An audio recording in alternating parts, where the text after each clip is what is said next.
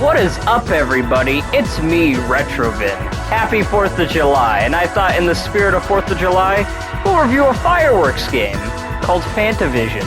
It was actually a PS2 launch title, so this will be pretty fun to get into. It's going to be a quick review, I will say, because there's not really a ton to talk about, but let's get into it. So when you start your Fantavision game, you get the option between Game Start, Replay, which is like, replay challenges, kind of similar to what Parappa 2 had.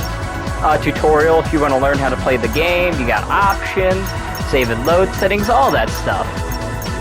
But without further ado, let's get into the game and I'll talk about how the gameplay works.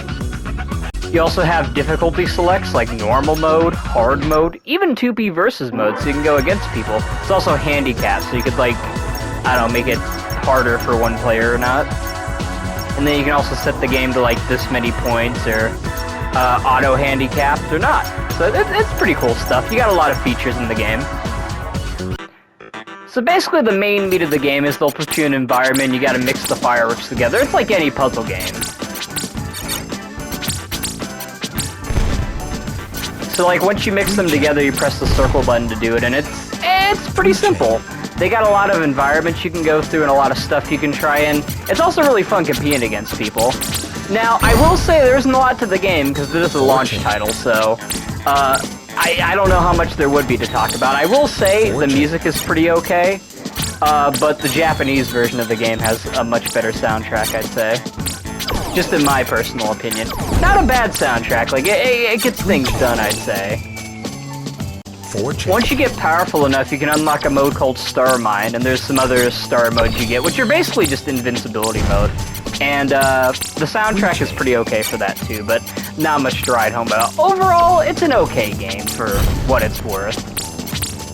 What I will say, that really makes the game nice is, for a launch title, the environments are very pretty. Because keep in mind, this came out in late 2000, around the time the game came out in America. And, all the environments are pretty nice looking for a PS2 game, Of course, it's not much to write home about today, because it's just, this one over here is just PS2 City, but it's got a nice look to it.